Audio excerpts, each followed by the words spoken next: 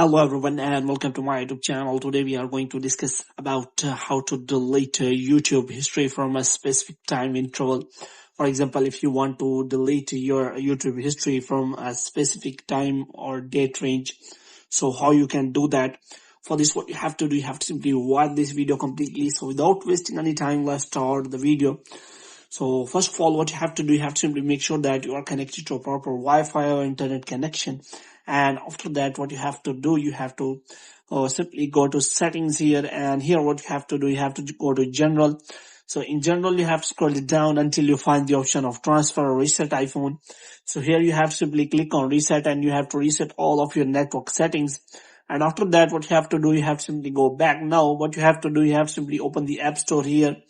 So in App Store, you have to simply search for YouTube and you have to simply make sure that you have installed the latest version of the YouTube app. And if it is showing any kind of update, then you have to simply update the YouTube app.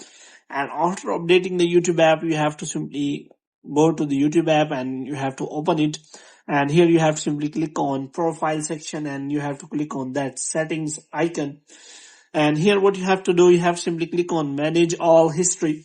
After clicking on manage all history, you have to simply look for history option, YouTube history. So you have to simply click on that. So here you can simply click on auto delete. So here is the option available. Moreover, there is the option available of delete.